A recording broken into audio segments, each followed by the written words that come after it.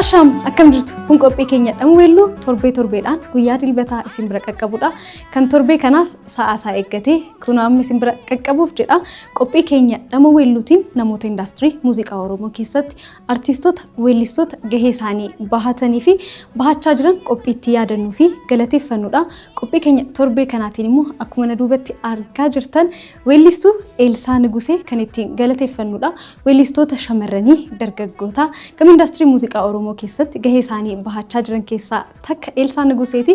Eelsaa Nugusee eenyu hojiiwwan akkamii hojjetteerta jedhu waamuraasa daawwannee walitti deebina Ansittiinaa Hajji qophicha waliin kan isin waliin turtii godhutaa isin immoo yaadaaf qeeqa qabdan nu biraan gahaa nu waliin turan affeerra.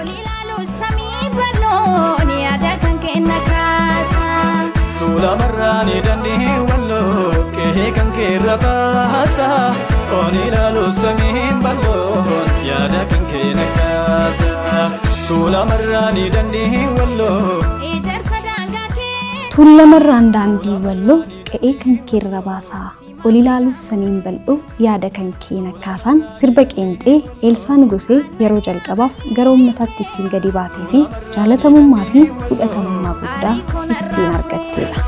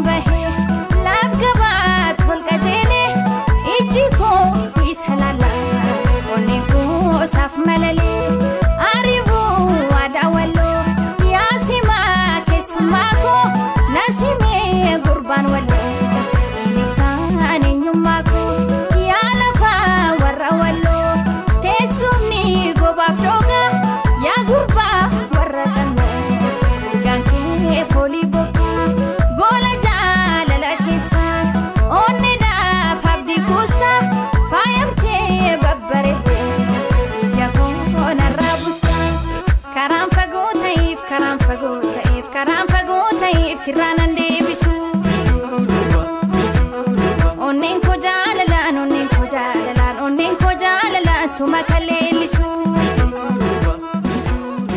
Eelsaan Shawaa Kaabaa magaalaa Dabra Tsiggee duraanii fi Shararoo ammaatti dhalattee guddatte. Computer saayinsiidhaan Yuunivarsiitii Madda Walaabuurraas eebbifamtee jirti. Yuunivarsiitiin Madda Walaabuu Eelsaaf bakka itti digirii ishee irraa eebbifamtee qofaa miti. Bakka ka'umsa imala gara indaastirii muuziqaas itti jalqabdeedha. Qophiiwwan yuunivarsiiticha keessatti qophaa'anii fi waltajjiiwwan irratti hirmaachuudhaan weellisaa turte. Kunis dinqisiifannaa barattootarraa akka argattuu fi isheenis dandeettii ishee sirriitti akka beektuu fi sagalee akka qabdu ofitti amanamummaa itti horee karaa ammarra jirtu kanaaf bu'uura guddaa ta'ee jira.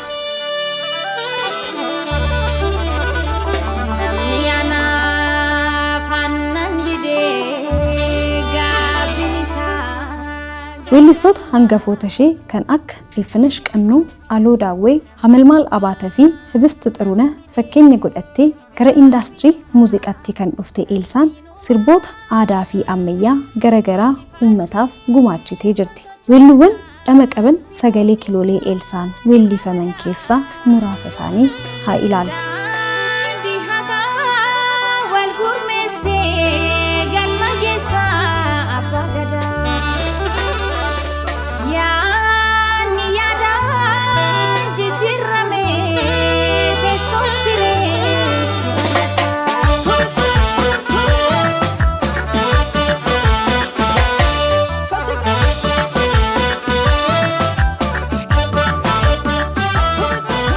seera uumamaa Oromoon yommuu cabsu yoo har'a safuu seeraan hin bulle malee seenaa qulqulluu dhalootaaf haa ceesisnu sirna Oromoon hojjechaa ture jechuun dhaamsa jabaa sagalee ishee kilooleen dabaaltee weelluu dhama qabuun nuuf gumaachitee jirti.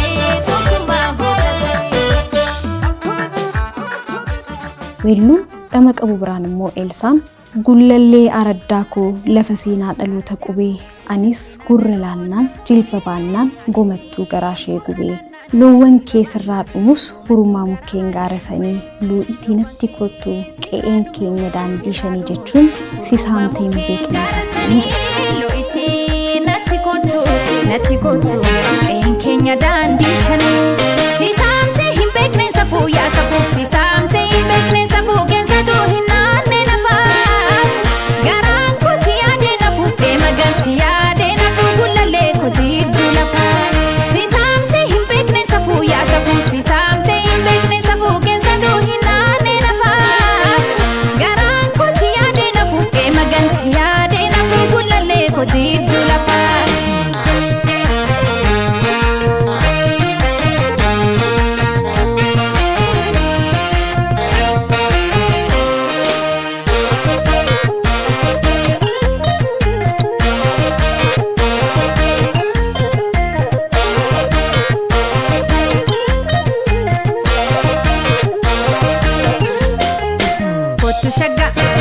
Shaggar shalala ole nejersa goro bulla Oka bole wal wajjin nugne bifne foli walulla. Erga yuunivarsiitii eebbifamteen boodas ji'a jahaaf IT teeknishiyan taatee hojjechaa kan turte Elsaan hireen waamicha ishee ganamaa muuziqaa ta'ee baandii Jahaan Galaanitti makamuudhaan muuziqaa yuunivarsiitii jalqabde jabeessitee itti fufte. Ergasii baandii Odaa Nabee keessas hojjechaa turte. Kunis Elsaan sagalee istuudiyoo qofa keessatti osoo hin taane waltajjii irrattis sagalee wal fakkaataa kiloolee akka qabaatu taasisuu keessatti gahee guddaa qabaachuu dubbatti.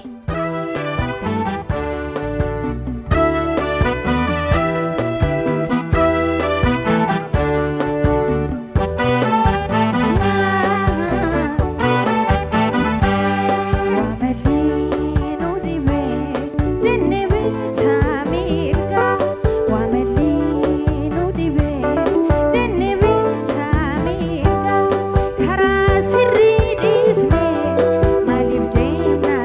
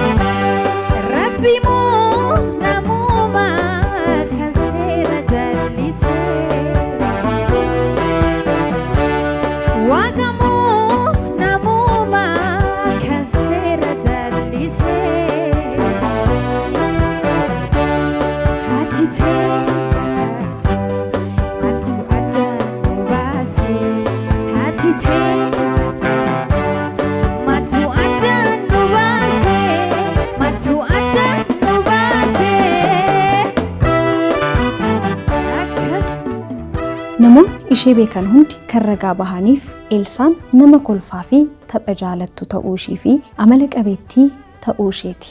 Dandeettii weellisuudhaan alattis Elsaan dandeettii yeedaloo hojjechuu qabdi. Weelluu lama qabu Kadir Yaasiin barreessee yeedaloo saammoo ishumti hojjetteen akkas jetti. Isa qalbiin gamaa qaamni isaa sibiraa dhugaaf jaalalli kee soba ta'ee fira.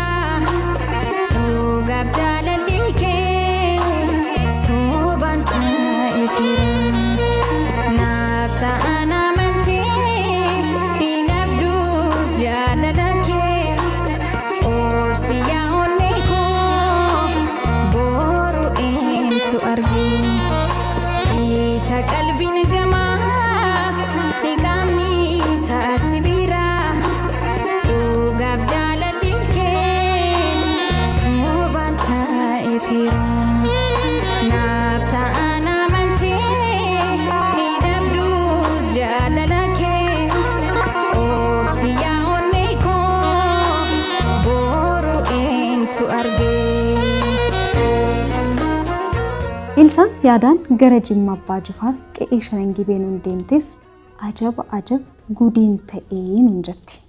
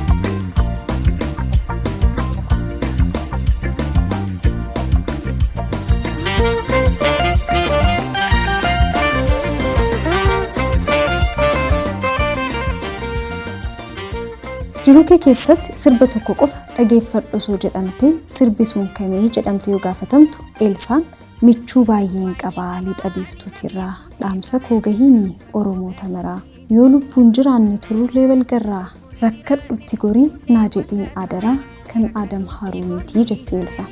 Sirba kanas irra deebiin hojjettee jirti.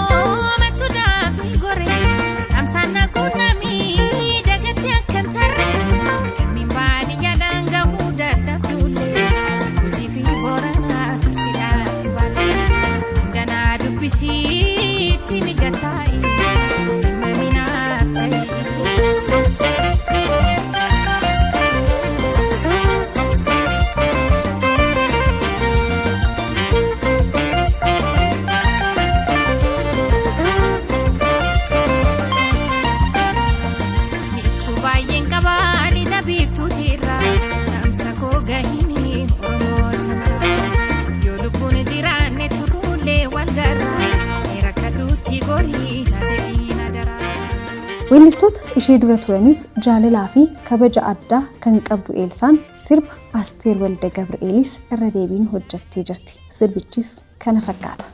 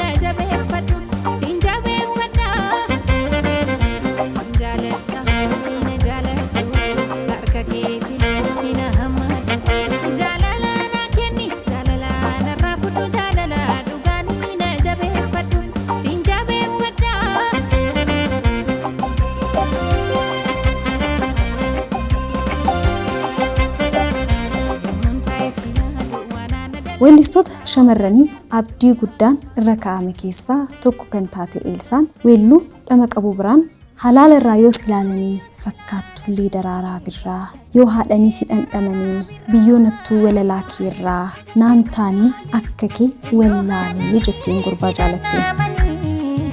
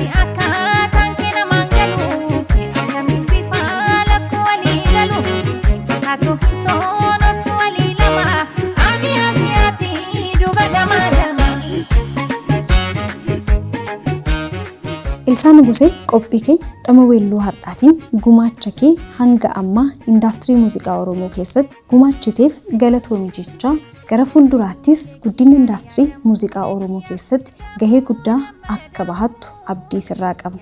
Rabbi umrii dheeraa fayyaa guutuu waan yaaddee fi kaayyeeffatte mara ittiin milkeessitu siif haa kennu jedha.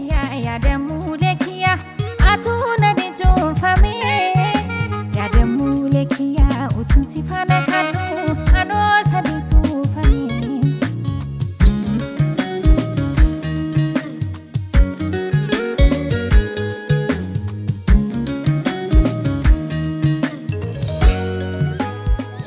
Elsaan Nugusee gumaacha hangammaa gama indaastirii muuziqaa Oromoo keessatti nu gumaachiteef galatoomi jechaa gara fuulduraattis immoo albamaan sirboota qinxee garagaraatiin akka dhuftu abdii guddaa sirraa qabna.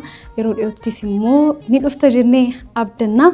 Qophiin Elsaan Nuguseettiin galateeffanne kana fakkaata ture. Torbee dhufu immoo nama biraa weellisaa biraa artistii biraa kan galateeffannu ta'a. Torbee kanaaf garuu nagaatti kan isiniin jedhu Ansittiina Hajjiitii torban gaarii torban milkii waan nagaatti argitan waan gaariitti dhageettan isiniif haa ta'u nagaatti.